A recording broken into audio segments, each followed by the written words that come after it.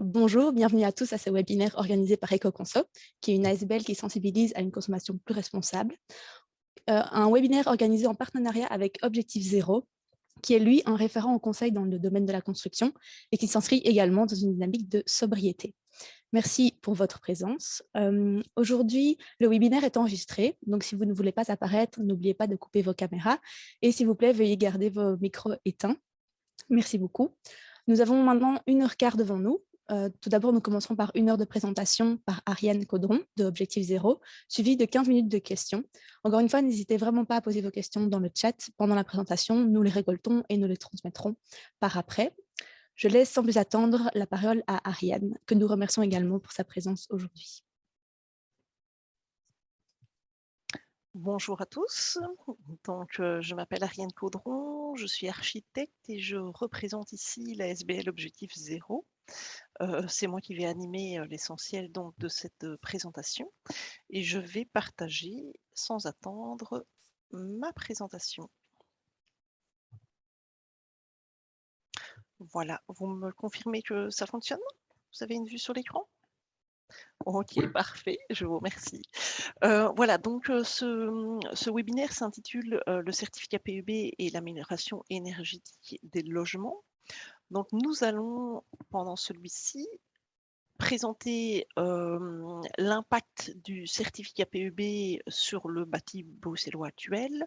Nous allons voir un petit peu comment il va évoluer, sachant que je voulais, avant même de rentrer dans le vif du sujet, vous partager cette vision, qui est de bâtir ensemble un avenir plus sobre en énergie. Donc il faut savoir que c'est quand même le contexte, dans lequel se place, le développement du certificat PEB et c'est finalement la philosophie que nous voulons, développer, chez Objectif Zéro.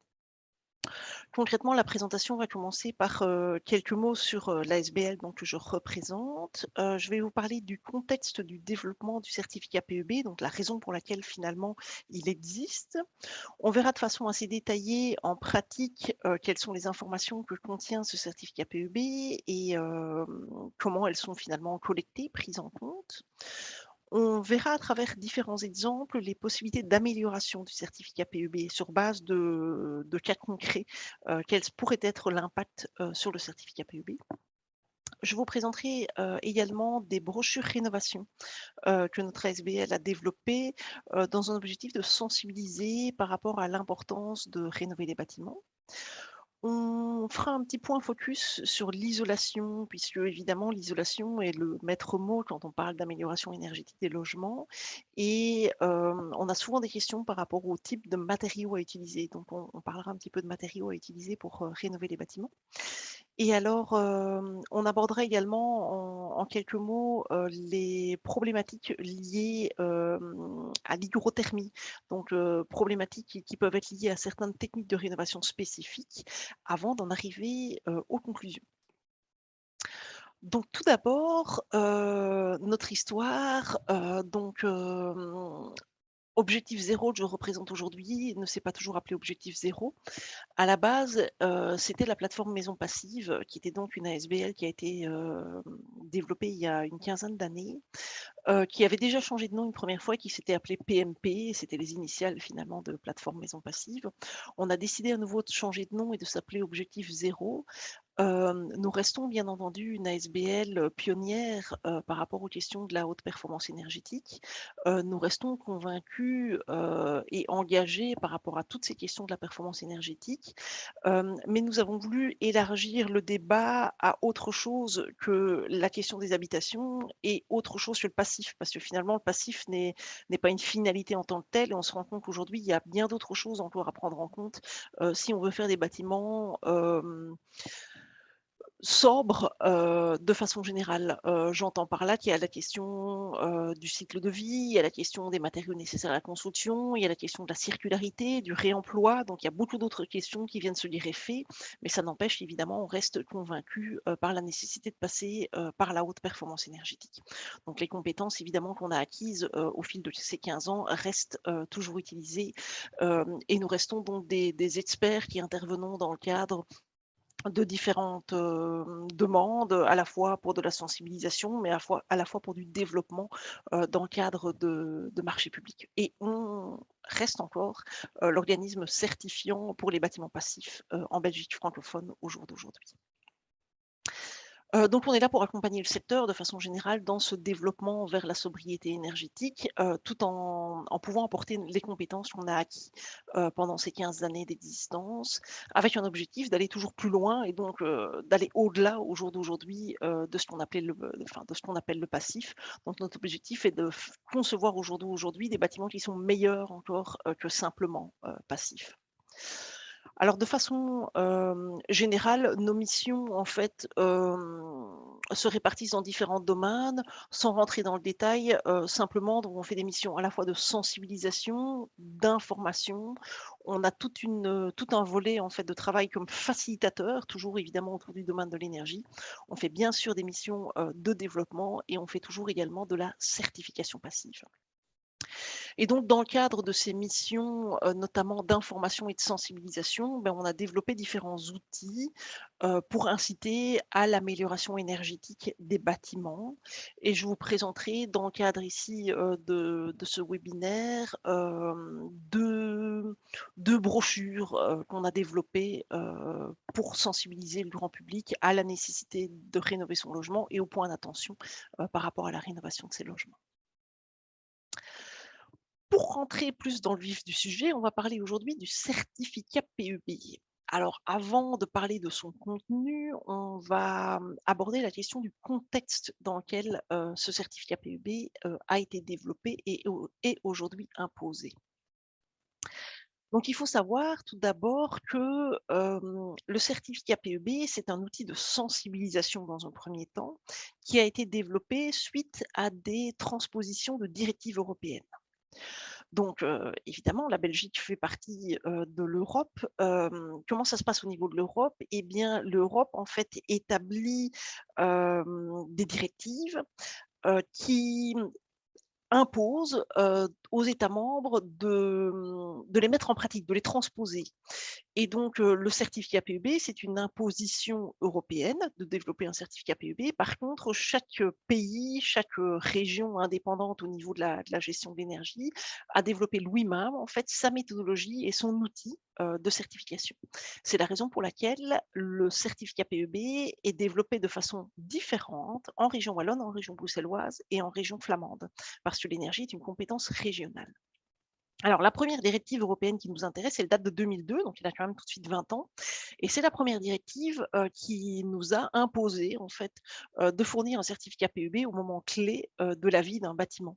Donc, ces moments clés, c'était la construction, la mise en vente et la mise en location. Il a fallu quelques années pour que ce soit transposé, et donc c'est autour de 2010, en fait, que les premiers certificats PEB sont apparus en Belgique. Alors une nouvelle directive, cette fois-ci de 2010, a imposé qu'on ajoute dans le contenu du certificat PEB, des recommandations quant à l'amélioration énergétique, des logements.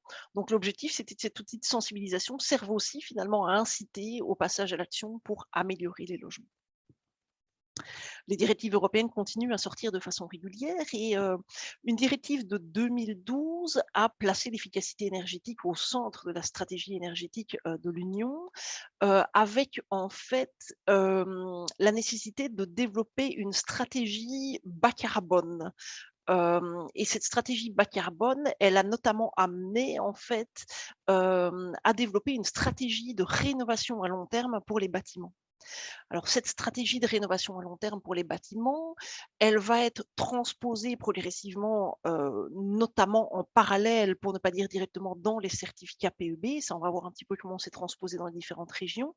Mais ça a été, à nouveau publié dans le cadre d'une directive de 2018 avec l'objectif en fait que, en parallèle finalement du certificat PEB, on se fixe une feuille de route, une méthode, un moyen pour arriver à améliorer sensiblement le bâti existant, pour arriver à avoir un bâti quasiment, 0 énergie, 0 carbone d'ici 2050. Alors c'est les notions de zéro énergie, zéro carbone, enfin, sont toujours sujettes à interprétation, mais l'idée, c'est vraiment de dire qu'il va falloir sensiblement améliorer les bâtiments d'ici 2050.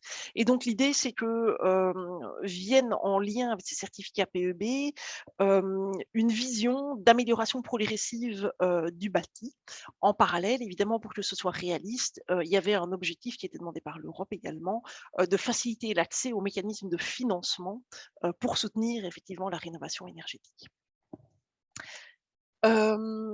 Concrètement, donc le certificat PEB, ça a commencé par être un outil de sensibilisation, mais c'est un outil de sensibilisation qui est déjà devenu impactant dès aujourd'hui, dans la mesure où vous avez tous très certainement entendu parler, du fait que, actuellement, l'indexation des loyers est dorénavant liée, à la présence d'abord d'un certificat PEB, mais surtout à son résultat. Puisqu'ils ont décidé que, on avait un régime actuel, d'indexation qui était, le suivant. On peut indexer en fait les loyers des logements qui ont une catégorie de performance énergétique A, B, C ou D. Donc là, on applique une indexation normale. Pour les logements qui sont dans la catégorie E, on peut appliquer une indexation de seulement 50 et pour les logements les plus mauvais au niveau énergétique, donc les labels F ou G, il n'y a pas d'indexation actuellement possible des loyers. Alors ça reste une mesure, c'est un régime temporaire hein, qui a été mis en place dans un premier temps, qui pourra éventuellement être renouvelé. Et alors c'est un régime qui ne s'applique au jour d'aujourd'hui que si le bail avait été enregistré en bonne et due forme et si le certificat PEB avait bien été communiqué au locataire avant sa mise en location. Mais ça signifie que, en quelque sorte, le certificat PEB, qui était à la base un outil de sensibilisation, devient déjà impactant au jour d'aujourd'hui. Impactant pour la location, on vient d'en parler, impactant aussi pour la vente, puisque on a des analyses, des premières analyses statistiques qui démontrent qu'il y a quand même un lien direct entre le prix de vente d'un bâtiment et son niveau de performance énergétique. Non seulement il y a une augmentation de prix si le label énergétique est meilleur, mais on constate aussi que le bien qui a une meilleure performance énergétique va se vendre plus vite. Et ça, c'est d'autant plus vrai évidemment depuis la crise énergétique, puisque la plupart des citoyens, sont d'autant plus sensibilisés à cette nécessité finalement d'avoir un bon niveau de performance énergétique, dans les bâtiments. Il y a un élément qui est assez important aussi par rapport à l'impact que prend le certificat PEB ces derniers temps, c'est que depuis l'année dernière, le secteur bancaire est tenu de réclamer le certificat PEB. Donc je pense que c'est une décision qui provient également de la Banque européenne. Donc tous les organismes bancaires réclament le certificat PEB du logement avant d'accepter un crédit et ce qui signifie qu'en quelque sorte, le niveau de performance affiché sur le certificat PEB va impacter l'acceptation ou non d'un crédit. Parce qu'on se rend compte que finalement, si on a un mauvais label énergétique, un mauvais certificat PEB, il va falloir financer des travaux complémentaires à assez court terme dans le logement. Et donc, on n'est pas dans les mêmes conditions que si on a un bâtiment qui est très bon énergétiquement et sur lequel on va avoir des frais énergétiques qui sont assez réduits et dans lesquels il n'y aura pas d'obligation finalement de travaux à plus ou moins court terme. Alors, au jour d'aujourd'hui, on n'a pas encore d'obligation de faire des travaux en Belgique qui ont été officiellement annoncés, mais ça commence à arriver dans d'autres pays. J'ai notamment pris le cas de la France, puisque je pense que c'est un voisin relativement proche.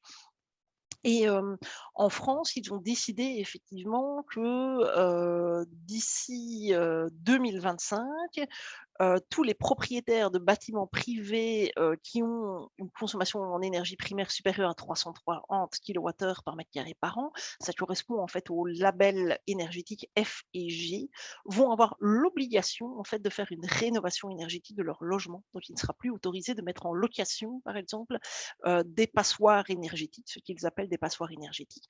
Donc il y aura vraiment une obligation de travaux à la clé. Ce n'est pas encore le cas actuellement en Belgique, mais rien ne dit qu'on ne va pas y arriver à relativement court terme. Alors, une fois passé ce petit contexte pour voir depuis quand et comment existe le certificat PEB, on va plutôt voir en pratique le contenu du certificat PEB. Donc, quoi sert le certificat PEB en tant que tel? On l'a dit, c'est un outil d'évaluation et de comparaison. Donc, l'objectif du certificat PEB, c'était de pouvoir permettre à un candidat locataire ou acheteur de comparer plusieurs biens entre eux et de choisir celui qui, a priori, avait la meilleure performance énergétique. Alors évidemment, ça ne reflète absolument pas de la consommation en énergie réelle du logement, puisque la consommation en énergie réelle du logement, elle dépendra pas mal quelque part du comportement, de l'occupant, mais ça permet d'avoir une première idée, finalement de son niveau de performance. La lettre qui apparaît sur le certificat PEB définit la classe d'efficacité énergétique. En réalité, on a un logiciel en fait qui va calculer une consommation théorique totale en énergie et va la diviser par le nombre de mètres carrés du logement et ça va nous donner un chiffre, donc ce sont des kilowattheures par mètre carré par an. Ces kilowattheures par mètre carré par an vont être ramenés sur une échelle que vous voyez apparaître ici et donc va nous classifier les bâtiments d'un niveau de performance A à un niveau de performance G. À l'instar des électroménagers, c'est donc bien la classe énergétique A qui est la meilleure et la classe énergétique G qui est la moins bonne. Pour arriver à faire ce calcul et à ce résultat, un certificateur va devoir visiter les lieux. Donc le principe, c'est qu'il n'y a pas moyen de faire un certificat PEB sans se rendre sur place. Donc il va falloir aller dans le logement, il va falloir visiter ce logement, il va falloir en mesurer les caractéristiques essentielles, il va falloir relever les caractéristiques des compositions de parois, des systèmes de chauffage ou d'eau sanitaire qui sont présents dans le logement. Et il va falloir en fait encoder tout ça dans un logiciel. C'est évidemment un calcul théorique qui va également dépendre, on en reparlera plus tard, des données qui ont pu être constatées par le certificateur lors de sa visite. Il est important de noter également que le résultat est exprimé en kilowattheures d'énergie primaire par mètre carré par an. Donc l'énergie primaire, ce n'est pas celle qui est facturée au client. L'énergie primaire, c'est celle qui impacte la planète, si on peut dire ça comme ça. L'énergie primaire, c'est l'énergie qui est nécessaire à la fois à l'usage des différents combustibles et à la fois à la fabrication et au transport en quelque sorte de ces combustibles. Donc c'est une énergie avec une vision beaucoup plus large, avec plutôt une vision, je vais dire, environnementale. Et le choix a été fait d'exprimer les certificats en énergie primaire. Concrètement, l'énergie qui est la plus pénalisée dans la certification, c'est l'énergie électrique. Parce qu'au jour d'aujourd'hui, le facteur de conversion en énergie primaire de l'électricité vaut 2,5. C'est-à-dire que si le logiciel calcule que vous avez besoin de 1000 kWh, par exemple, par an pour chauffer votre logement, eh ben, il va considérer qu'il vous en faut 2500 parce qu'il va multiplier en fait la quantité d'énergie nécessaire par ce facteur de 2,5. C'est la raison pour laquelle l'électricité va amener des résultats assez mauvais a priori dans le certificat PEB. Alors, l'énergie primaire, c'est aussi l'énergie que va coûter globalement le chauffage et le fonctionnement du bâtiment à la planète. Et donc, en fait, c'est vraiment l'énergie qui va utiliser, mais on va déduire de cette énergie qui va utiliser tout ce qui va être autoproduit sur site. Donc, c'est la raison pour laquelle, en fait, l'énergie renouvelable va être déduite, en fait, du bilan d'un certificat PEB. Donc, on va prendre l'énergie nécessaire pour son fonctionnement, on va déduire, en fait, ce qui est autoproduit sur place avec l'énergie renouvelable et on va tenir compte en supplément de l'énergie qui est nécessaire, en fait, pour fabriquer cette énergie utilisée au niveau de l'habitation. C'est vraiment ça, cette notion d'énergie primaire. Alors, les classes énergétiques et donc les labels, tels qu'ils apparaissent sur le certificat PEB, vont être différents selon la région de Belgique dans laquelle vous vous trouvez. Ça, c'est un peu un paradoxe de la Belgique, mais il faut savoir qu'en Belgique, l'énergie est une compétence régionale, ce qui signifie en fait que chacune des 3 régions a transposé séparément, en quelque sorte, la directive européenne. Et le principe de la transposition de cette directive européenne consistait à définir des classes d'efficacité énergétique, mais ces classes d'efficacité énergétique dépendaient également des caractéristiques du bâti. Il faut savoir que globalement, le bâti bruxellois est un peu moins énergivore que le bâti wallon, par exemple, tout simplement parce que le bâti bruxellois est beaucoup plus un bâti de type deux façades. Et on va avoir moins de déperdition sur un bâtiment de façade. C'est ce qui explique qu'il y a des différences au niveau des labels et que donc le label tel qu'on va l'obtenir en région Bruxelles-Capitale ne sera pas équivalent au label qu'on obtiendrait en région wallonne ou en région flamande. Ça, c'est assez important aussi. Donc, même si l'objectif du certificat PEB, c'est de permettre une comparaison de plusieurs bâtiments entre eux, attention si vous êtes proche des zones frontalières au niveau des régions, que par contre, il ne faut pas comparer un certificat PEB bruxellois avec un certificat PEB wallon ou flamand, parce que ceux-là, par contre, ne sont pas comparables entre eux. C'est assez important de le savoir. Alors, les hypothèses de calcul qui servent à déterminer donc, les certificats PEB, ce sont des conditions standards d'utilisation. Donc, on va partir en fait sur des conditions standards de température intérieure du logement et de température extérieure, donc de climat. Donc, on ne va pas tenir compte de la manière dont les gens vont vraiment occuper le bâtiment. On part du point de vue que les gens vont occuper leur bâtiment toute l'année. On part aussi du point de vue que les logements vont être ventilés de façon assez standardisée, que soit ils sont équipés d'un système de ventilation, soit on va ouvrir les fenêtres pour garantir la salubrité à l'intérieur du logement.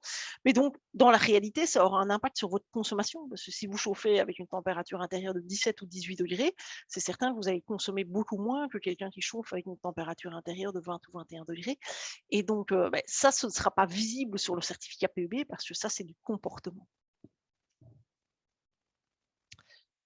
De façon générale, ce petit graphique illustre la totalité des éléments qui sont pris en compte en fait dans le bilan énergétique d'un bâtiment.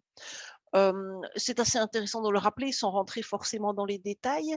Globalement, pour réaliser le certificat PEB d'un bâtiment, on va d'abord en fait déterminer la performance de l'enveloppe.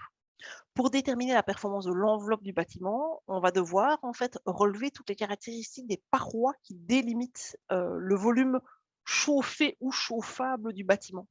Alors les caractéristiques des parois, c'est bien sûr leur surface et c'est leur composition. Donc pour faire un certificat PEB, on va devoir déterminer la composition des toitures, des murs, des sols, des châssis qui entourent le volume protégé.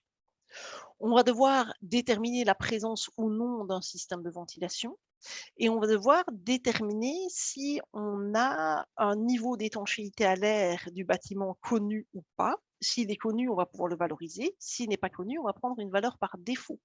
Donc l'étanchéité à l'air, c'est la petite fente qu'il y a sous votre porte. C'est le fait qu'il y a toujours de l'air, en fait un minimum d'air qui rentre en permanence dans votre bâtiment, que vous le vouliez ou non. Eh bien, en hiver, c'est de l'air froid qu'il faudra réchauffer. Alors, on va tenir compte également des apports solaires. Les apports solaires dépendront bien sûr de la surface de vitrage, du type de vitrage, de l'orientation des vitrages. Donc ça sera pris en compte dans le certificat également. On tiendra également compte de ce qu'on appelle les apports internes. Les apports internes, c'est la quantité de chaleur qui est apportée par le bâtiment, enfin apportée à l'intérieur du bâtiment, pardon, par ses occupants et ses équipements. Donc nous dégageons de la chaleur, les électroménagers dégagent de la chaleur. Ça, c'est pris en compte également dans le bilan énergétique. Sur cette base-là, on va obtenir la performance de l'enveloppe.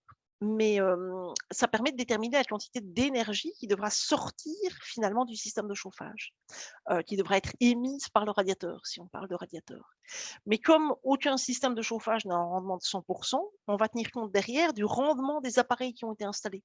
On va tenir compte du rendement du système de chauffage, des pertes de distribution, des pertes de régulation, etc. Donc de tout ce qui aurait été placé au niveau des équipements. Et ça, c'est valable pour le chauffage, mais également pour l'eau chaude sanitaire. Si on a des panneaux solaires, qu'ils soient thermiques ou photovoltaïques, ça, ils vont par contre être déduits et donc être pris en compte dans le bilan aussi, pour arriver en fait à cette fameuse consommation en énergie primaire qui, à nouveau, tiendra compte d'un facteur lié aux pertes de transformation en fonction du vecteur énergétique qui est présent à l'intérieur du logement. Donc tout ça pour dire que c'est quand même un bilan assez complet qui est fait au niveau du logement. Alors ce bilan, il est fait comment? Le certificateur, il va devoir respecter des règles assez strictes qui ont été édictées par Bruxelles Environnement. Et il va avoir, en fait, il va pouvoir relever 2 types de données. Il va pouvoir relever des données qu'il constate lui-même visuellement. Ce sont certaines compositions de parois, par exemple. Ça va être le type de châssis, le type de vitrage. Ça va être évidemment toutes les données, toutes les mesures qu'il va faire. Et puis après, il va pouvoir tenir compte d'autres données qui ne sont pas visibles, mais qui sont liées à des justificatifs qu'on lui produira. Ces justificatifs, ça pourrait être la preuve du placement d'une isolation dans une paroi, ça pourrait être un certificat de contrôle d'une installation de chauffage qui lui donne des rendements propres à cette installation de chauffage. Alors, des photos de chantier peuvent être acceptables, différentes choses peuvent être acceptables. Donc, il y a une infofiche qui est sur le site de Bruxelles Environnement qui reprend la liste de toutes ces preuves acceptables que vous pouvez préparer en vue de la visite du certificateur pour évidemment valoriser correctement les travaux qui ont déjà été faits dans le logement. Ces preuves acceptables, elles ont un impact non négligeable sur le résultat, puisque si je prends l'exemple ici de la maison qui est représentée, c'est un exemple qui est sur le site de Bruxelles Environnement, si on imagine qu'au niveau de la toiture, donc au niveau du petit numéro 1, il y a eu une isolation qui a été placée au niveau du grenier mais qui n'est pas visible, si on imagine que la façade arrière, c'est une façade avec un enduit sur isolation, mais voilà, si on tape sur la façade, on peut deviner que c'est un enduit sur isolation parce qu'on va sentir que ça sonne creux, mais on ne va pas pouvoir déterminer quel type d'isolant a été placé et quelle épaisseur a été placée. Et on peut constater également qu'on a des doubles vitrages, mais sans avoir forcément la caractéristique précise du type de vitrage qui était placé. Eh bien, si on part sur des valeurs par défaut, bien, on va obtenir par exemple un PEB F pour ce logement, alors que si on sait valoriser correctement l'isolation qui était placée au niveau du grenier, l'isolation qui a été faite au niveau de la façade arrière et la performance réelle des châssis qui ont été placés, ça nous permettrait d'obtenir un label PEB C-, qui est évidemment déjà beaucoup plus favorable. Donc les preuves acceptables, c'est vraiment quelque chose d'important, surtout si vous avez un logement qui est isolé, bien sûr, puisque la preuve acceptable prend tout son sens par rapport à toutes les questions d'isolation. De façon générale, ce qui va pénaliser le résultat du certificat PEB, c'est le fait d'avoir des surfaces de déperdition importantes. Alors ces surfaces de déperdition importantes, c'est notamment lié au nombre de façades. Un bâtiment de type 2 façades va avoir beaucoup moins de déperdition qu'un bâtiment de type 4 façades. Donc ça va directement impliquer un impact sur le certificat PEB. De la même manière, un logement de plein pied, donc qui a une grande surface de toiture par rapport à la surface habitable, va être moins favorable que si vous avez un logement qui est en R+2 ou en R+3, puisque finalement la surface de toiture par rapport à l'ensemble des niveaux construits aura moins d'impact. A contrario, si vous avez un appartement sous toiture, donc vraiment l'appartement qui est sous comble, lui, il va avoir une surface importante de déperdition par le toit, et donc ça va plutôt être un moins bon résultat. D'autant plus s'il est mansardé, parce que la procédure, en fait, implique que le nombre de mètres carrés pris en compte dans le calcul de la performance énergétique est limité aux pièces dans lesquelles on a 1,50 m de hauteur sous plafond. Donc, si vous avez un logement qui est fortement mansardé, il va avoir une surface de toiture importante, alors même que les mètres carrés utiles considérés vont être plus petits. Et donc ça va être défavorable pour le résultat. Évidemment, des logements non isolés vont être moins bons, vont tenir un résultat plus mauvais que les logements qui sont isolés, en particulier au niveau de la toiture, parce qu'une toiture non isolée est en règle générale un élément très déperditif. Bien sûr, des logements avec des anciens châssis en simple vitrage vont être moins performants au niveau énergétique et donc vont amener un moins bon résultat PEB. La présence d'équipements de chauffage ou d'eau chaude sanitaire assez vétustes, assez anciens, va forcément être pénalisant.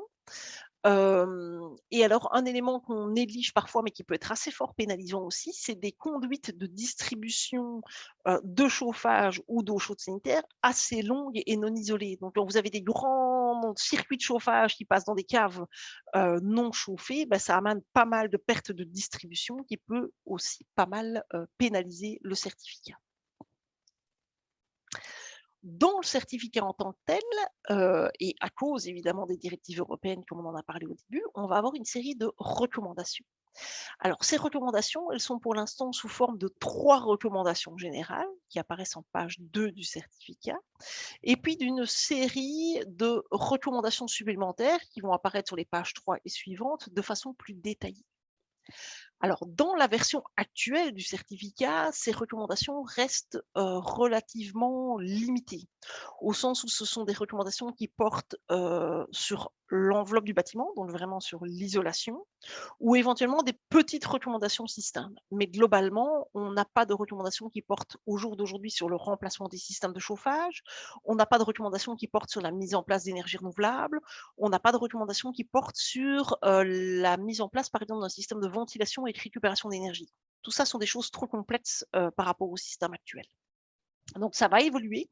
On est dans une version, j'ai envie de dire une première version du certificat PEB. En réalité, c'est pas la première, c'est déjà la deuxième ou la troisième, mais qui sont encore vouées à évoluer.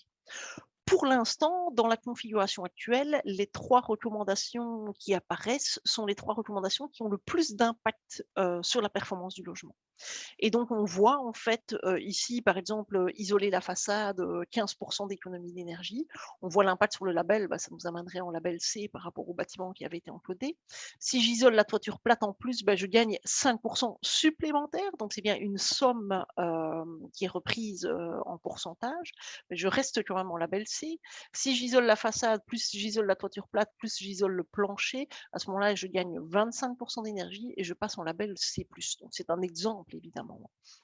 Mais donc c'est le principe de ces recommandations qui sont générées automatiquement par le logiciel sur base en fait des postes les plus déperditifs du logement. Par contre, le reproche qu'on peut faire au système actuel, c'est qu'il n'analyse pas en fait le rapport coût-efficacité des recommandations. Il vous fait simplement apparaître les recommandations qui lui semblent les plus pertinentes en rapport de performance, mais pas en rapport de coût-performance, puisqu'il n'intègre pas l'aspect coût. Et donc ça, ce sont des choses qui vont arriver avec les versions suivantes, si je peux dire ça comme ça, du certificat PEP. Comment est-ce qu'on peut améliorer le résultat du certificat PEB? De façon générale, c'est important de se dire que c'est le même principe pour tous les logements. Quelle que soit la situation de départ, les principes de base, ils sont identiques pour tous. C'est que si on veut améliorer un certificat PEB, la première chose à faire, c'est qu'il faut isoler les parois. Alors quand on parle d'isoler les parois, on parle d'isoler les parois qui délimitent en fait le volume protégé, donc le volume chauffé ou chauffable du logement. Donc il peut s'agir évidemment des toitures, des murs et également des dalles, donc dalles sur sol ou dalles sur cave non chauffées, si on a des caves non chauffées. Si on devait donner un ordre de priorité, ce serait celui-là. A priori, c'est plutôt les toitures l'élément le plus impactant, puis les murs, puis les dalles. Maintenant, attention que les murs ont parfois presque autant d'impact que les toitures, si ce n'est plus, surtout quand il s'agit de bâtiments en ville assez hauts. Parce que finalement, on n'a pas une énorme surface de toiture et on a beaucoup de surface de murs. Ensuite, bien sûr, la question des châssis, des vitrages, hein, de placer des châssis et des vitrages plus performants. Hem, il y a la nécessité de placer, de la ventilation. Alors la ventilation, elle est nécessaire pour garantir la salubrité, des logements. On pourrait faire un webinaire entier rien que pour parler de la question de la ventilation, mais sachez que la ventilation, c'est vraiment quelque chose, d'important à mettre en œuvre dans les logements si on veut éviter des problématiques, de condensation et d'apparition de moisissures dans les logements. Et la ventilation, c'est bien, mais ça amène finalement une déperdition énergétique supplémentaire puisqu'il s'agit de remplacer de l'air intérieur par de l'air neuf extérieur. Et donc, il y a des systèmes de ventilation efficaces qui permettent de limiter ces déperditions. Et c'est plutôt ceux-là qu'on vise quand on parle de mettre en place un système de ventilation efficace. Par exemple, les systèmes de ventilation double flux. Améliorer l'étanchéité à l'air, c'est une chose. Donc je parlais tout à l'heure de passage d'air sous la porte, hein. C'est important de limiter cette quantité d'air qui rentre, de façon en tout cas non, maîtrisée et la mesurer parce que dans le cadre d'un certificat PEB, on ne saura valoriser le niveau d'étanchéité à l'air d'un bâtiment que si on a fait un test d'étanchéité à l'air. Ensuite, bien sûr, améliorer les systèmes de chauffage.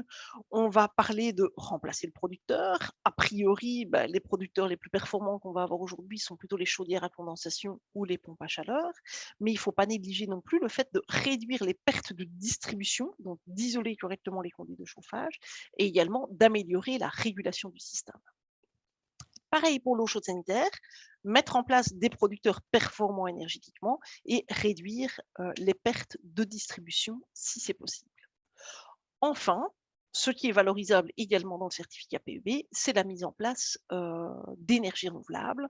Donc, on a parlé déjà des pompes à chaleur au niveau du système de chauffage, mais plus spécifiquement de tout ce qui est panneaux solaires, qu'il s'agisse de panneaux solaires thermiques ou de panneaux solaires photovoltaïques. Alors concrètement, on peut chiffrer l'impact de ces différentes mesures, mais leur impact va être variable d'un bâtiment à l'autre, parce que ça dépend évidemment de la situation de départ. Raison pour laquelle va faire quelques simulations sur base de cas concrets et d'exemples pour voir l'impact que peuvent avoir ces différentes mesures. Donc, dans un premier temps, on va imaginer un bâtiment. Alors, je l'ai appelé un bâtiment fictif. En réalité, ça part d'un cas réel, mais c'est juste pour se donner un ordre de grandeur. On va imaginer un bâtiment qui est un bâtiment de type 2 façades, donc bâtiment en ville, avec un rez-de-chaussée, un étage et des combles aménagés. On va imaginer que ce bâtiment est construit avec des murs massifs en briques, donc sans isolation évidemment. Par contre, ici, c'est de la brique enduite dans le cas de notre exemple. Et on a une très légère isolation en toiture, c'est-à-dire qu'on a 6 centimètres de lin de minéral qui a été placé en toiture, hein, sans doute il y a une grosse vingtaine d'années, mais qui est toujours évidemment présente dans le logement. On n'a pas de cave dans le logement, c'est une dalle sur sol qui délimite le volume protégé. Et on a des châssis bois double vitrage, mais assez anciens. Ils datent des années 80. On n'a pas de système de ventilation. Au niveau du chauffage, on a une chaudière gaz atmosphérique, donc ce sont l'ancienne génération finalement de chaudières gaz, hein, qui ici a 40 ans, donc arrive évidemment tout doucement en fin de vie. C'est elle qui produit également l'eau chaude sanitaire. Bien évidemment, c'est un bâtiment existant qui n'a pas fait l'objet de travaux spécifiques, il n'y a pas eu non plus de test d'étanchéité à l'air dans ce bâtiment et on n'a pas d'énergie renouvelable.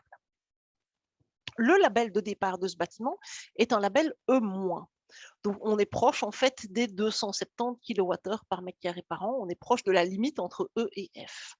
Donc, ce n'est pas le plus mauvais label parce que dans la mesure où c'est un bâtiment qui est en 2 façades, où on a quand même un peu d'isolation dans la toiture, où on a quand même des châssis double vitrage, même s'ils sont assez anciens, ça nous donne un label qui n'est pas le plus mauvais. Donc, on n'est pas dans ce qu'on pourrait appeler les passoires énergétiques, si on peut dire, même si on n'en est pas très loin. Alors, comment pourrait-on améliorer ce bâtiment? On a donc, dans le cas de base, ce résultat de 270 kWh par mètre carré par an et on va commencer par isoler de façon complémentaire la toiture. Dans la mesure où la toiture possédait déjà une isolation d'origine, on voit que l'isolation de la toiture, donc on part du bas et on monte dans l'analyse par rapport à la manière dont les choses sont présentées sur le slide. Donc on isole la toiture, mais dans la mesure où il y avait déjà un minimum d'isolation de cette toiture, on est toujours en label E après l'isolation de la toiture, mais on n'est plus en E-, on est en niveau E intermédiaire. Si on isole les murs et que l'on remplace les châssis, on voit à ce moment-là qu'on va faire un saut d'une catégorie. On va passer d'un label E à un label D grâce à l'isolation des murs et au remplacement des châssis. Si on remplace le système de chauffage, on va remplacer notre vieille chaudière atmosphérique au gaz par une nouvelle chaudière gaz à condensation. On va passer un label complémentaire, donc on va passer du label D au label C. Si on place des panneaux photovoltaïques sur la toiture de ce logement, on va passer un label complémentaire, on va pouvoir passer du label C au label B. On obtiendra au final un label B-, donc ce sont le premier niveau de performance dans le label B, mais qui est déjà évidemment un résultat tout à fait intéressant. Si on teste le même exercice sur un bâtiment 3 façades, dont on a imaginé cette fois-ci un bâtiment 3 façades, donc imaginons que c'est un bâtiment en ville, mais il y a un des mitoyens qui n'est pas construit. Et par contre, on a considéré que c'était un bâtiment sur vide ventilé. Il aurait été sur cave, ça donnerait des résultats assez similaires. Évidemment, on a un bâtiment qui va être moins bon au départ. Les autres caractéristiques sont considérées comme identiques. Il va être moins bon au départ. Pourquoi? Eh bien, tout simplement parce que ayant un mur de déperdition supplémentaire, eh bien, en fait, il va avoir beaucoup plus de déperdition au niveau de l'enveloppe. Et étant donné que la dalle est sur vide ventilé ou sur cave plutôt que d'être sur terre, elle va avoir des déperditions supplémentaires aussi. Et donc, on va partir d'un bâtiment qui est en label G en situation de départ. Alors, repartons de notre cas de base, qui est vraiment dans la mauvaise partie du label G, hein, puisque je pense qu'on était à plus de 450 kWh par mètre carré par an. On voit à nouveau que l'isolation du toit a un impact, mais pas suffisant pour nous faire changer de catégorie. Donc, on va passer en label G, mais plutôt dans la bonne partie du label G. Si j'isole le sol, donc par le plafond des vides ventilés ou le plafond des caves, si c'est des caves, je saute une catégorie, donc je me retrouve en label F.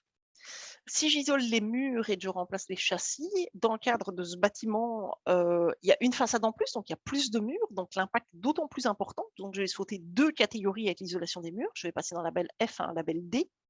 Si je remplace mon ancienne chaudière par une chaudière à condensation, je saute un label complémentaire, j'arrive en C. Et à nouveau, le placement de panneaux photovoltaïques me permet encore de gagner le petit plus qui me permet d'arriver dans la catégorie label B. Donc on voit que finalement, partant d'un bâtiment qui est moins bon au départ, les différents travaux d'isolation réalisés dans le bâtiment me permettent quand même d'arriver à un niveau de performance similaire. Si on devait quantifier l'impact de différentes mesures, à nouveau, c'est variable selon la situation de départ, mais si on part d'un cas d'un bâtiment sans isolation d'origine et avec des simples vitrages et avec un ancien système de chauffage, on peut quand même quantifier, et les petits plus qui sont là à l'écran ont cet objectif de vous permettre de quantifier les choses. On peut quand même quantifier que globalement, les postes qui ramènent le plus de gains sont l'isolation de la toiture et des murs. A fortiori, c'est plus facile d'isoler une toiture que d'isoler des murs. C'est pour ça qu'on privilégie toujours d'abord l'isolation de la toiture. Au niveau du remplacement des châssis, c'est assez variable en fonction de la surface de vitrage. Quand vous avez un bâtiment avec beaucoup de surface de vitrage, beaucoup de surface de châssis, le gain est plus important évidemment si c'est un bâtiment avec peu de surface de vitrage et de châssis. L'isolation du sol est un peu moins intéressante au niveau du gain, dans la mesure où elle est plus petite en surface et moins déperditive.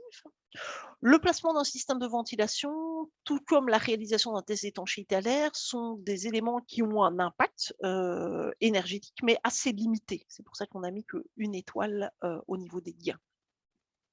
Le remplacement d'une ancienne chaudière par une chaudière à condensation va nous montrer des gains assez élevés, qu'on a classifiés ici 3 étoiles, qui sont assez similaires si on remplaçait la chaudière par une pompe à chaleur de type RO. On est dans le même ordre de grandeur de résultat entre remplacer une ancienne chaudière par une chaudière à condensation ou par une pompe à chaleur de type RO.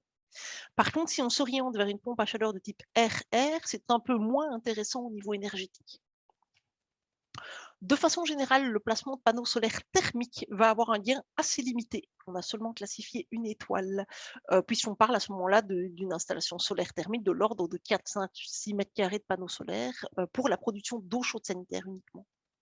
Alors que si on va placer des panneaux solaires photovoltaïques, là, on peut avoir un gain qui, évidemment, va varier en fonction de la taille de l'installation photovoltaïque. On va dire de 1 à 3 étoiles selon qu'on parle d'une petite ou d'une grosse installation photovoltaïque. De façon générale, pour améliorer sensiblement son logement, il est donc important d'avoir conscience qu'il va falloir agir simultanément sur tous les postes, c'est-à-dire l'isolation, ventilation et étanchéité à l'air si on peut, l'amélioration des systèmes de chauffage et d'eau chaude sanitaire, et si on peut, la mise en œuvre d'énergies renouvelables. Et c'est souvent par la combinaison de l'ensemble de ces mesures qu'on va permettre de réellement améliorer de façon importante les logements et donc d'obtenir un meilleur label énergétique. Alors tout cela est bien beau, mais ça ne parle pas du tout d'un aspect qui est l'aspect financier, du coût financier de ces travaux. Et donc, le certificat PEB, au jour d'aujourd'hui, n'aborde absolument pas cette question du coût des travaux.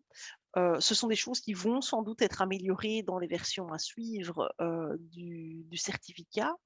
Mais ce sont évidemment des domaines sur lesquels nous, on se penche, et on avait notamment réalisé des brochures rénovation pour inciter au passage à l'action.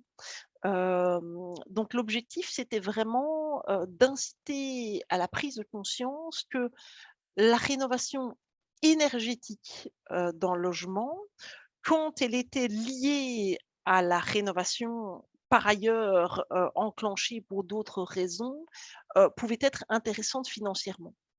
L'objectif du discours était vraiment de dire que, hem, il ne faut pas rater l'amélioration énergétique des travaux chaque fois qu'on réalise des travaux. S'il est nécessaire de remplacer la toiture, la couverture de toiture d'un bâtiment, il est essentiel de profiter de ce moment pour mettre en place une isolation au niveau de la toiture. S'il est nécessaire de remplacer des châssis parce qu'ils ne s'ouvrent plus correctement, il est essentiel évidemment de les remplacer par des châssis énergétiquement performants. Et si on doit refaire un enduit de façade parce que l'enduit, s'abîme et est détérioré, mais il est bien entendu évident qu'il faudrait en profiter pour placer une isolation derrière cet enduit de façade. Alors on avait fait cette analyse pour, 4 types, de typologies, donc à la fois une maison mitoyenne, typique en ville, à la fois un appartement qui était soit situé sous comble, soit, situé sur un étage intermédiaire et à la fois pour un petit immeuble à appartement. Alors évidemment, dans le cadre de ce webinaire-ci, je vais plutôt parler du cadre de la maison, hein, individuelle. Donc la maison individuelle, c'est celle qu'on voit en haut à gauche. Donc c'est une habitation de type, maison de maître, hein, avec, R+1 plus toiture. Ce sont des habitations qui ont souvent été construites avant, la Seconde Guerre mondiale, donc qui sont des habitations dans lesquelles il n'y a aucune isolation d'origine, bien sûr. Alors, par rapport à leur état initial, on avait fait une série de simulations avec soit une rénovation de base qui n'était pas du tout énergétique, c'est vraiment une rénovation structurelle. Les gens achètent le bâtiment et ils l'améliorent esthétiquement, je vais dire, ils améliorent leur confort sans améliorer l'aspect énergétique. Et puis, on avait fait plusieurs stratégies de rénovation. Alors, dans un premier temps, on avait juste fixé les exigences prime énergie. Ensuite, on avait voulu aller un petit peu plus loin et puis, on avait même intégré la question de matériaux, d'origine, naturelle, donc plutôt en travaillant avec des matériaux biosourcés. Et sans rentrer vraiment dans le détail, de ces brochures, parce que si ça vous intéresse, je vous inviterai à les télécharger sur, notre site internet. Donc ces brochures sont librement téléchargeables sur, le site, www.objectifzero.be, si vous allez dans les publications et elles expliquent en fait, toutes les hypothèses qui ont été prises en compte pour les calculs. Donc, l'idée, c'est qu'on avait défini, en fait, dans les différentes stratégies, des épaisseurs d'isolation et des matériaux isolants, hein. On avait vraiment fait une présentation en faisant une série d'hypothèses. On a questionné des entreprises, on leur a demandé de remettre prix par rapport à ces travaux et on a intégré, en fait, ces questions de prix dans une analyse budgétaire. Alors, à nouveau, attention que l'idée n'est pas de dire: «On fait des travaux dans des bâtiments qui n'en ont pas besoin juste pour les isoler». L'idée était de dire ici: «On a besoin de faire des travaux dans un bâtiment parce que, par exemple, la toiture est à refaire» et on voulait prouver la pertinence de prendre en compte cette question d'isolation au moment de la rénovation de la toiture. Et à ce moment-là, il arrive évidemment clairement que l'isolation est quelque chose qui est extrêmement rentable quand elle se fait à un moment judicieux, c'est-à-dire au moment de la rénovation d'un bâtiment. Et donc, on a une analyse énergétique qui a été faite. Je ne vais pas rentrer dans les détails, mais je vous invite à aller voir ces brochures si elles vous intéressent. Et donc, on a un calcul en fait d'un temps de retour en fonction des différentes stratégies, en fonction des différentes hypothèses qui avaient été émises. C'est un calcul qui avait été fait avant l'augmentation du prix de l'énergie. Puis ce sont des brochures qui ont été initiées en 2019-2020, donc sur base du coût de l'énergie de 2019. Ce qui signifie donc qu'au coût de l'énergie d'aujourd'hui, évidemment, ce serait d'autant plus rentable. Ça ne fait aucun espèce de doute. Mais même au coût de l'énergie de 2019, on voyait que globalement, ont démontré que les travaux d'isolation, mettaient, finalement moins de 10 ans avant d'être rentabilisés et puis après amenaient un gain énergétique. Donc le surinvestissement nécessaire, en fait, aux travaux d'isolation se retrouvait remboursé par l'économie d'énergie et puis amenait après, sur les années suivantes, un gain énergétique, un gain financier finalement lié à l'économie d'énergie. Je dis à nouveau, ce serait d'autant plus vrai avec, le prix de l'énergie d'aujourd'hui. Par contre, si on devait faire l'analyse, la même analyse, en en considérant qu'on va isoler un bâtiment qui n'a pas besoin d'autres travaux, ben, les résultats seraient complètement différents, parce que si j'ai une toiture qui est en bon état, qui est étanche, et que en fait, je suis obligée de la démonter pour mettre en place de l'isolant, à ce moment-là, ben, le coût de rénovation de la toiture est très important. Et donc, avant que ce soit rentabilisé sur l'économie d'énergie, il faudra attendre longtemps. L'objectif de ces brochures est vraiment d'inciter à la prise de conscience que au moment où on fait les travaux, il ne faut pas négliger cet aspect énergétique, parce que le surcoût de l'énergie n'est pas important en fait par rapport aux autres postes nécessaires. La mise en place d'un échafaudage, par exemple, étant de toute façon nécessaire pour la rénovation de la toiture. Alors, ces petites brochures nous ont permis aussi de démontrer que les différentes hypothèses, que le fait d'aller un peu plus loin au niveau énergétique que le réglementaire mettait parfois un petit peu plus de temps à être rentabilisé, mais finalement, au bout de 20 ans, nous permettait d'obtenir un retour financier presque équivalent. Et que donc, à la limite, ça valait même la peine parfois d'aller un peu au-delà des obligations réglementaires. Donc, le message, il est là, ne passez pas à côté des travaux d'amélioration énergétique lors de vos travaux de rénovation, parce qu'ils peuvent même être rentables et compte tenu de ce qu'on a dit avant, si ça tombe, ils vous seront imposés à plus ou moins court terme, donc autant ne pas rater si on peut les faire tout de suite. Alors, une question qui nous est souvent posée, c'est quels matériaux utiliser pour l'isolation? Alors, parce qu'à nouveau, on pourrait faire des webinaires entiers rien qu'en parlant des différents matériaux d'isolation. Mais simplement, je veux faire le point sur les grands principes. Donc, un mur existant, qui soit en briques, en pierre, en bloc de béton, en bloc d'argile, en tout ce que vous voulez, à moins que ce soit vraiment un matériau tout récent qui a été vraiment prévu pour, mais tous ces murs pleins ne sont jamais isolants. Un isolant, c'est un matériau extrêmement léger qu'on vient rajouter quelque part sur une façade. Et donc, non, ce n'est pas parce que vous avez des murs de 40 cm, de 50 cm, voire de 80 cm en pierre qui sont isolants. Ces murs-là ne sont pas isolants. Ils ne sont pas performants énergétiquement par rapport au transfert de chaleur. Et donc, il faut rajouter cette couche isolante. Alors, cette couche isolante, elle peut être issue de 3 origines différentes. On distingue vraiment, en fait, 3 grandes catégories d'isolants. On va avoir ce qui est représenté sur la partie gauche, c'est vraiment tous les isolants d'origine minérale. On va avoir au centre les isolants d'origine synthétique. Et vous allez avoir à droite, par rapport au petit dessin, les isolants d'origine, je vais dire, naturelle, végétale, biosourcée. On pourrait utiliser différents mots pour les caractériser. Alors, de façon générale, tout ce qu'on appelle isolant d'origine minérale, c'est tout ce qui est lame de roche, lame de verre, hein, ce sont les plus connus. Il y en a d'autres qui sont représentés ici. Donc, les isolants d'origine minérale, ce sont des isolants qui n'utilisent pas donc de produits à base de pétrochimie. La lame de roche, comme le dit son nom, est fabriquée à partir de la roche. La lame de verre, c'est aussi finalement d'une origine minérale également. Et donc, ce sont des isolants qui sont utilisés depuis très longtemps, hein, c'est finalement presque les premières familles d'isolants, qui ont un impact écologique qui est considéré comme étant intermédiaire, si je devais dire quelque chose en classification peut-être un peu basique. Les isolants qui sont d'origine synthétique, ce sont tout ce qui est polyuréthane, polystyrène, extrudé, polystyrène expansé. Ce sont en fait des isolants d'origine pétrochimique. Donc, ce sont bien des isolants qui sont fabriqués à partir du pétrole. Maintenant, même s'il y a une consommation de pétrole liée à la fabrication de ces isolants, ils permettent quand même une économie d'énergie. Hein. Donc, je ne dis pas qu'il ne faut pas les utiliser, mais il faut avoir conscience qu'environnementalement, ils sont un peu moins recommandés, mais ils sont peut-être plus adaptés à certains types d'usages. Le cas particulier des isolants minces multicouches, c'est un produit qui était à la mode à une époque. Le problème, c'est que c'est des très faibles épaisseurs d'isolants. Alors, c'est a priori des produits plastiques, hein, donc ce sont aussi des isolants d'origine pétrochimique, mais qui restent très peu performants vu la faible épaisseur mise en œuvre. Hein. Donc, attention à ce type d'isolant. Ce ne sont pas ces 2 cm de produits qui vont permettre de remplacer 15-20 cm d'une isolation correctement placée. Et puis après, on va avoir toute la famille des isolants dits naturels ou d'origine biosourcée. On va avoir des isolants à base de fibres végétales, donc tout ce qui est fibres de lin, fibres de coco, la paille. Alors, on peut aussi parler de fibres animales, puisque la laine de mouton peut aussi être utilisée comme isolant.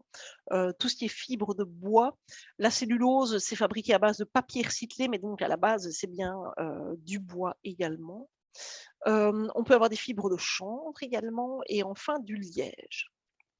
Alors, le choix de l'isolant, c'est pas quelque chose qui se fait, de façon si simple. On va pas dire qu'il y a un isolant qui est bon, en fait, pour toutes les applications. Il est très important, en fait, de prendre en compte une série de paramètres quand on choisit un isolant. Ça peut être bien sûr l'impact environnemental, mais bien sûr, ça va être aussi, l'aspect prix. Attention aussi à l'aspect prix par rapport à l'efficacité. Ne comparez pas 5 centimètres de lin minéral avec 5 centimètres de polystyrène, avec 5 centimètres de polyuréthane ou avec 5 centimètres de lin de mouton, parce que la performance n'est pas la même, et donc c'est important de comparer prix à performance équivalente.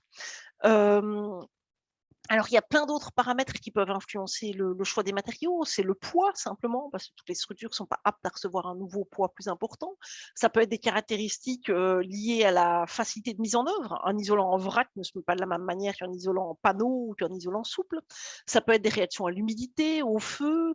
Ça peut être un souci de mieux stocker la chaleur si on a des problèmes de surchauffe. Ça peut être des problématiques d'hygrométrie. Ça peut être la présence d'allergènes dans certains types d'isolants par rapport à des gens qui ont des sensibilités particulières. Et donc, voilà, il n'y a pas un matériau qui est le plus adapté dans tous les cas. Il y a sur le site de Bruxelles Environnement des guides assez intéressants qui, en fait, recommandent un certain nombre de matériaux selon différentes applications. Donc, en fonction de l'application, ils recommandent plus certains matériaux qui sont plutôt d'un point de vue écologique, hein. La recommandation, elle va être écologique, mais en tenant compte du fait que le matériau soit apte à l'usage. Parce que c'est important, évidemment, on ne peut pas mettre dans une dalle de sol la même chose, parce qu'on ne va pas pouvoir marcher dessus. Ou sur une toiture plate, par exemple, qui est marchable, on ne va pas pouvoir mettre, par exemple, une laine de verre, parce qu'on n'a pas une densité suffisante, en fait, que pour pouvoir marcher dessus. Et donc, chaque matériau ne peut pas être appliqué dans toutes les situations. Un autre élément, et j'en arrive presque au bout de ma présentation, qui nous semblait important à mentionner, c'est qu'on ne peut pas non plus isoler n'importe quoi, n'importe comment. Alors, c'est un peu facile à dire comme ça, mais on a à nouveau une brochure assez intéressante qui est sur notre site internet qui aborde la question de ce qu'on appelle l'hygrothermie. En fait, en particulier, quand on se retrouve à devoir isoler des murs par l'intérieur, on a des risques en fait de condensation à l'intérieur de l'isolant. Donc, quand on a la possibilité, c'est toujours préférable d'envisager l'isolation par l'extérieur des bâtiments. Mais l'isolation par l'extérieur, c'est pas toujours applicable à tous les cas. En particulier, j'imagine, voilà, une maison en ville avec une belle façade à rue, qui est sur le trottoir, on ne va pas pouvoir isoler cette façade par l'extérieur parce que j'empiète sur le domaine public, et puis au-delà de ça, esthétiquement, c'est pas toujours acceptable, et donc dans certains cas, on va devoir envisager l'isolation par l'intérieur. Et l'isolation par l'intérieur ne peut pas s'envisager selon les orientations, selon les matériaux isolants retenus, de n'importe quelle manière. Et donc, on a un petit guide en fait qui fait une analyse de la combinaison orientation de la façade, matériaux isolants, par vapeur nécessaire, finition nécessaire. Et donc, en fait, il va analyser la compatibilité en fait de ces choses pour déterminer en fait si la solution de rénovation par l'intérieur tient la route ou pas. Alors, je vais à nouveau pas rentrer dans le détail beaucoup plus parce que le temps est limité, mais je vous invite, si vous êtes confronté à ce genre de cas, d'aller lire cette brochure qui explique vraiment en long et en large comment les choses se font et quels sont les éléments à prendre en compte, mais qui vous permet en fait de vous rassurer, de vous sécuriser par rapport à certaines techniques d'isolation, et au contraire de vous mettre en garde par rapport à d'autres en disant attention, ça c'est une combinaison qui risque de ne pas tenir la route et qui risque d'amener en fait des problèmes d'humidité à l'intérieur des composants de la paroi et donc de détérioration dans le temps. Donc ce serait dommage d'investir dans de l'isolation et puis de constater qu'elle s'abîme parce qu'il y a une mauvaise mise en œuvre derrière. Donc important aussi, entourez-vous de professionnels pour passer l'action. c'est nécessaire si vous voulez améliorer durablement vos logements.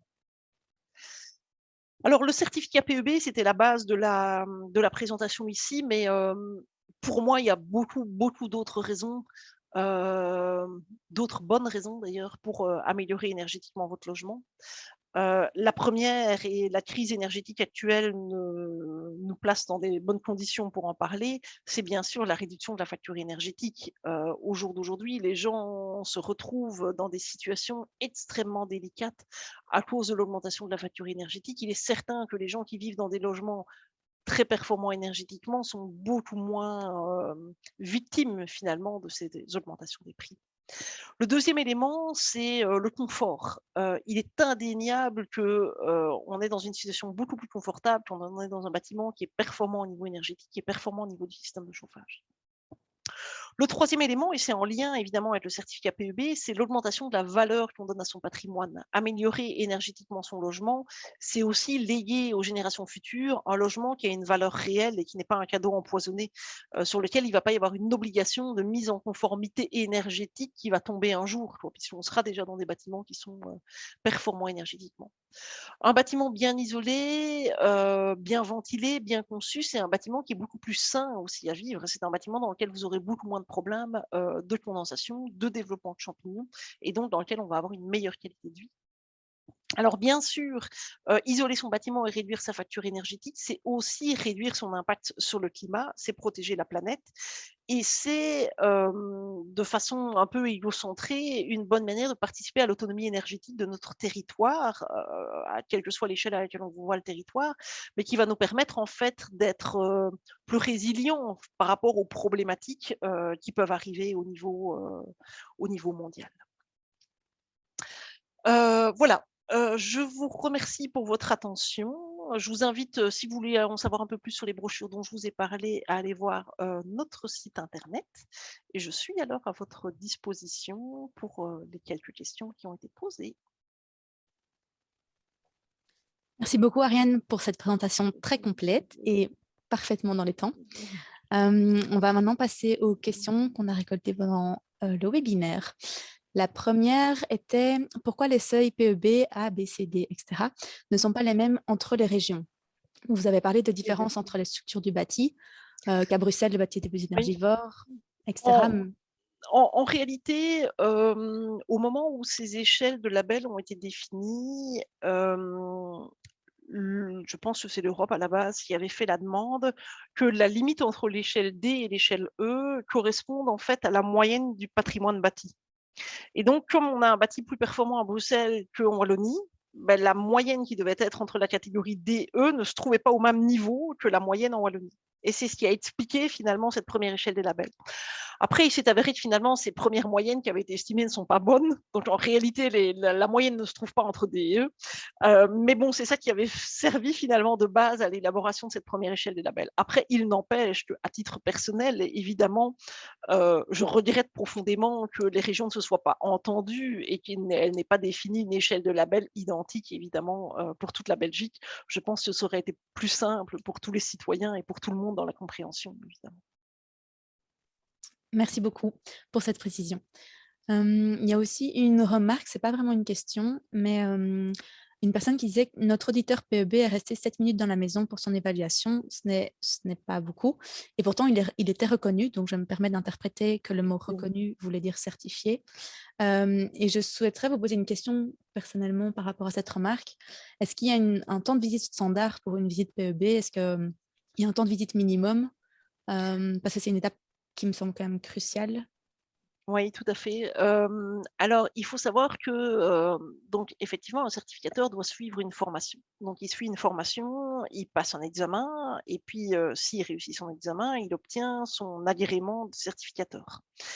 En réalité, il y a eu des certificateurs qui ont obtenu leurs agréments, hem Et il y en avait peut-être un peu trop, il y avait peut-être un peu trop de laxisme. Toujours est-il qu'il y a eu des formations complémentaires des certificateurs et qu'il y a pas mal de certificateurs qui ont perdu leurs agréments parce que le niveau d'exigence vis-à-vis des certificateurs a en quelque sorte augmenté, se rendant compte que l'impact du certificat PEB était vraiment quelque chose qui était important.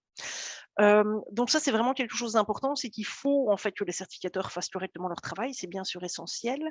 Hem Alors, quant à dire un temps de visite dans le logement, j'ai envie de dire tout dépend d'une situation à l'autre. Si on dispose de plans exploitables du bâtiment, le temps de relever sur place sera bien sûr inférieur que si on ne dispose pas de plan du bâtiment et qu'il faut mesurer le bâtiment, ça c'est certain.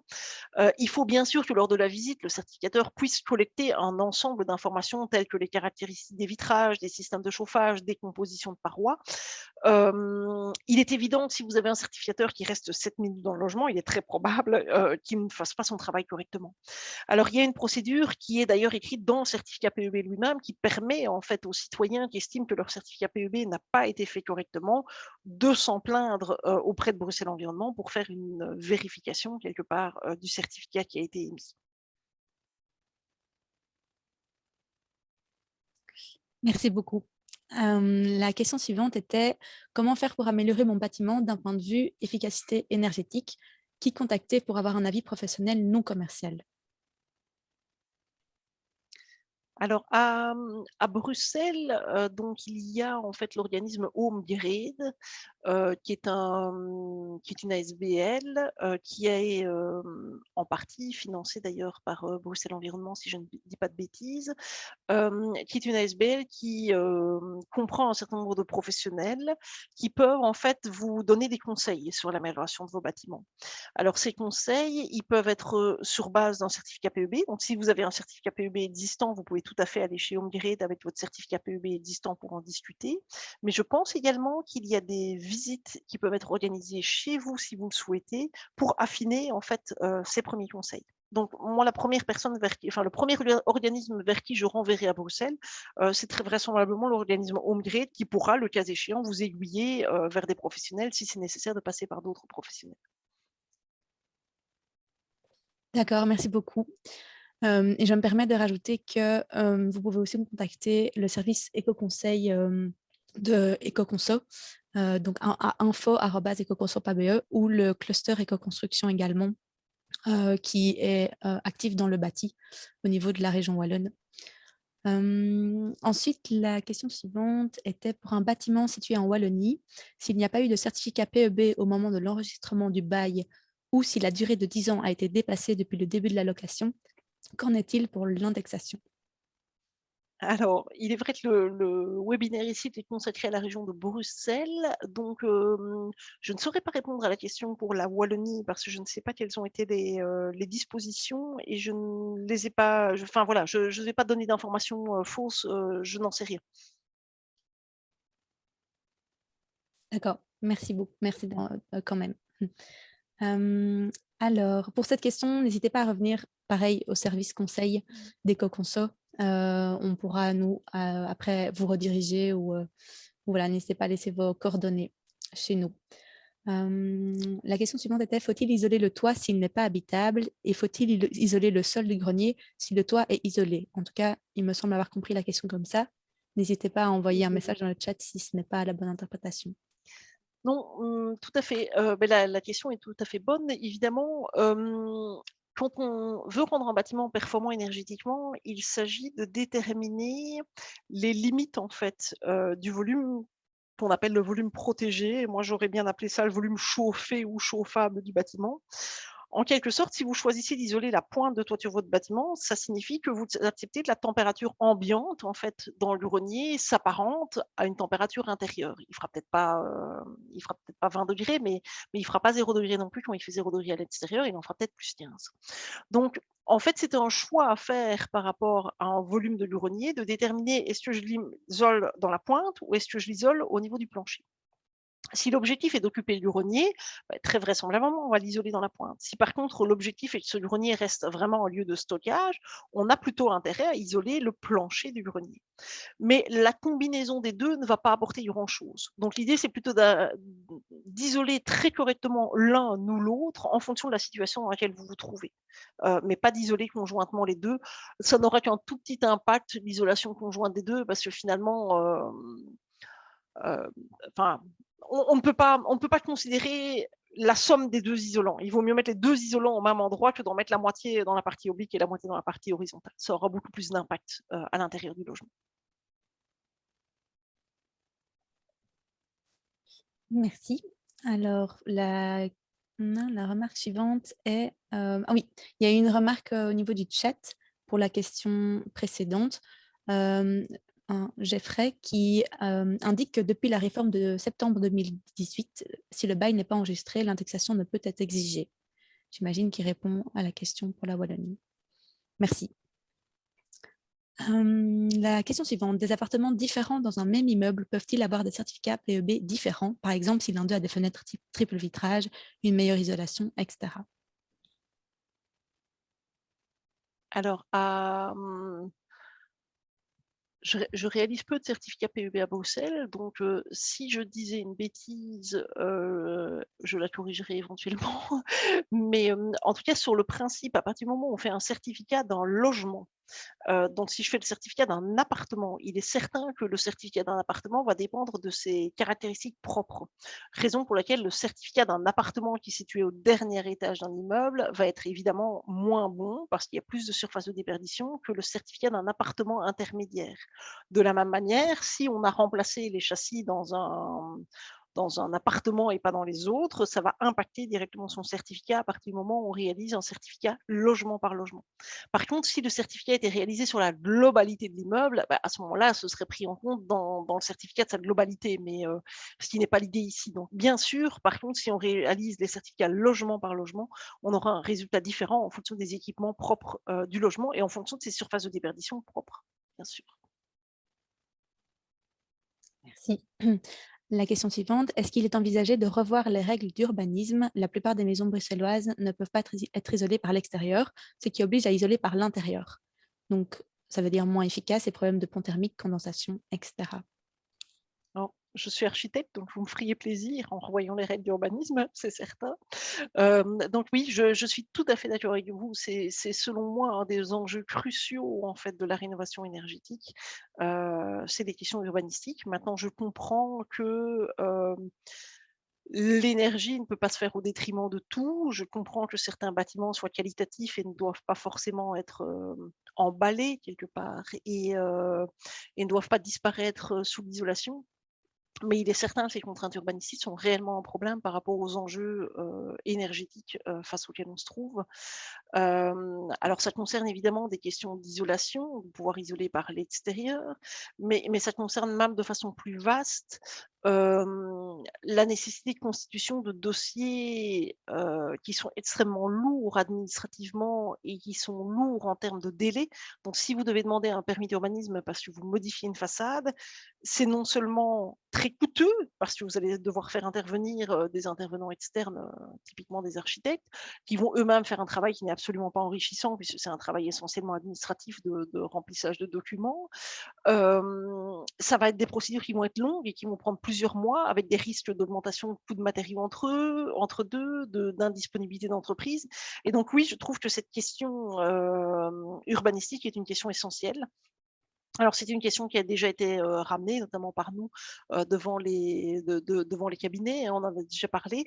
Je pense qu'il y a des groupes de travail transversaux qui en parlent entre eux, qui y travaillent, mais au jour d'aujourd'hui, je vois encore rien de concret par rapport à ces questions-là, malheureusement. Mais j'espère que ça va évoluer. Merci. Alors, on a une question qui démarre par un assez long commentaire, mais je vais le lire en entier parce que ça vaut la peine de le citer en entier. Les aides primes financières à la rénovation sont clairement insuffisantes pour les ménages à revenus moyens, sans parler des revenus précaires. Les rénovations pour passer d'un PEB F ou G vers un meilleur PEB sont gigantesques. Si des fonds publics ne sont pas investis massivement dans ces aides ou ces primes, la crise du logement va s'aggraver avec un accès de la propriété de plus en plus élitiste. Qu'est-ce qui est prévu pour renflouer ces aides et ces primes? C'est une bonne question. Le coût de la rénovation est évidemment, le coût de la rénovation énergétique est évidemment quelque chose qui va être extrêmement coûteux. C'est une certitude.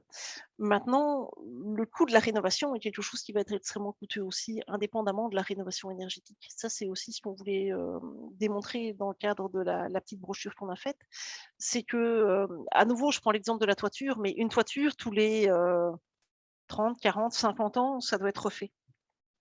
C'est pas une question d'énergie, c'est une question d'étanchéité à l'eau. Et donc au moment où cette toiture doit être refaite, le surcoût de mettre en œuvre de l'isolation est très faible. Par contre, le fait de devoir faire les travaux d'étanchéité n'ont rien à voir quelque part avec la question de l'isolation. Ce qui est vraiment essentiel, c'est qu'au jour d'aujourd'hui, les gens aient conscience que chaque fois qu'un travail doit être fait, si la dimension énergétique peut être intégrée à ce travail, il représente un surcoût très faible.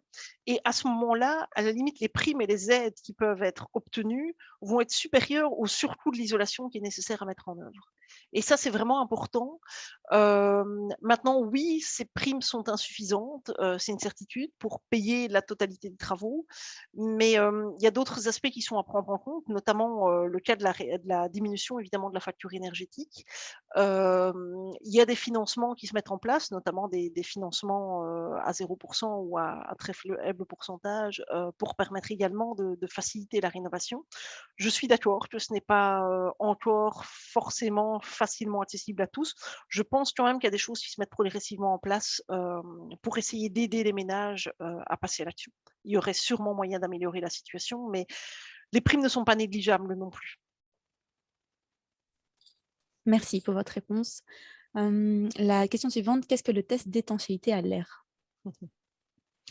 Alors, dans le cadre d'un certificat PEB, le certificateur ne peut pas, en regardant le bâtiment, dire si ce bâtiment est très étanche à l'air ou pas très étanche à l'air.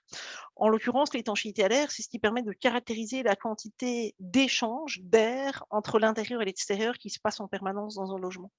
Donc, cet échange d'air, il se passe par tous les petits trous quelque part. Ça peut être la grille de ventilation de la hotte, ça peut être la grille de ventilation du sèche-linge, ça peut être la boîte aux lettres, ça peut être la fente qui est en dessous de la porte. Donc il y a un certain nombre d'échanges d'air qui se passent entre l'air intérieur et l'air extérieur. Et tant qu'on ne sait pas le caractériser par une valeur objective, le certificat PEB part sur une valeur par défaut. Et cette valeur par défaut, elle est plutôt pénalisante, au sens où elle correspond plutôt aux moins bonnes situations. Et donc, il est possible de réaliser en fait un test d'étanchéité à l'air qui permet de mesurer le niveau de performance réel du logement, qui permet également de visualiser où sont l'essentiel des fuites d'air et donc de les améliorer et de les réduire si c'est possible, ce qui est plutôt bénéfique évidemment d'un point de vue énergétique. Alors c'est ce qu'on appelle aussi un blower door test. Ça consiste en fait avec un gros ventilateur à mettre le bâtiment sous pression, à le pressuriser ou à le dépressuriser et à mesurer en fait la quantité d'air qu'on doit pousser en permanence dans le bâtiment pour créer un équilibre de pression entre l'intérieur et l'extérieur. Enfin, un équilibre de différence de pression, devrais-je même dire. Et donc, c'est une procédure, pour donner un ordre de grandeur, c'est un test qui coûte, je dirais, 300-400 € et qui peut se faire sur un bâtiment. Alors, ça n'a pas vraiment d'intérêt de le faire sur un bâtiment tant qu'il n'y a pas encore du tout de travaux d'isolation qui sont faits. Mais une fois qu'on a commencé à enclencher différents travaux, c'est un test qui peut être assez pertinent parce que, il permet également de pointer, des éventuels défauts de conception qui peuvent être améliorés et qui contribueront aussi à réduire la consommation énergétique du bâtiment. Merci beaucoup pour cette réponse. Malheureusement, nous allons devoir clôturer après les 2 dernières questions qui concernent EcoConso. Comptez-vous faire un webinaire spécial Wallonie? Ce n'est pas prévu à ce jour de faire un webinaire spécial PEB Wallonie, mais nous prenons note pour une prochaine édition. Et un webinaire s'était tenu la semaine passée sur l'isolation et les produits biosourcés, avec différents intervenants comme PyTech, Isoproc qui fournissent de l'isolant cellulose en vrac, Otra, une entreprise spécialisée en éco-construction et d'autres. Ce webinaire devrait être disponible sur YouTube incessamment sous peu. Est-il possible de bénéficier de votre présentation? Ça, c'est pour vous, Ariane. Ah, bonne question. Dans la mesure où ce n'est pas moi qui m'occupe des questions de communication, je vais poser la question à notre responsable communication pour qu'elle vous confirme ça, mais je pense que sur le principe, ça doit être tout à fait diffusable en PDF. D'accord, merci beaucoup. Et ceci conclut la fin de ce webinaire. J'espère que ça aura pu éclairer certains aspects des PEB. Pour les questions qui n'auraient pas été répondues ou pour toute autre question éventuelle, nous restons à votre disposition. N'hésitez pas à envoyer vos questions soit à Objectif Zéro, soit vers EcoConso. Et je répète l'adresse, c'est info@ecoconso.be. Nous avons également un service conseil par téléphone. Je vais faire un bref rappel aussi des autres animations que EcoConso organise. Donc ici, on vient de clôturer ce week-end la 10e édition des PE, des portes ouvertes éco-bâtisseurs, où plus de 60 maisons alternatives pouvaient être visitées en Wallonie et à Bruxelles. Donc ça pouvait être des maisons en paille, des maisons autoconstruites, des maisons passives, etc. N'hésitez pas à regarder pour l'année prochaine. Nous avons aussi un 3e webinaire organisé en ligne, même horaire, lundi prochain. L'architecture frugale, mieux avec moins, c'est son titre. L'architecture frugale se définit comme une démarche de simplification globale et une architecture qui répond à la nécessité d'adapter des standards de bâtiments aux enjeux climatiques, énergétiques et sociétaux. N'hésitez pas à vous inscrire également sur la page ecobâtisseur.be. Et nous avons également un atelier pratique le samedi 19 novembre de 10 à 16 h à Gèves. Il est gratuit et il y a 15 personnes maximum qui peuvent s'inscrire, donc ne tardez pas non plus. Et nous organisons également 2 tours thématiques le mercredi 16, donc cette semaine, le mercredi 16 novembre en journée en Wallonie, départ à 9 h de Suarlé, et jeudi 17 novembre de 10 h à midi à Bruxelles, où le titre c'est Visite et découverte de Bâtiterre et ses 2 modules circulaires. Toutes les informations sont disponibles bien sûr sur le site ecobâtisseur.be et via l'adresse email info@ecobâtisseur.be avec un S. Nous vous souhaitons une excellente soirée et au plaisir pour une prochaine édition. Merci beaucoup. Merci à vous.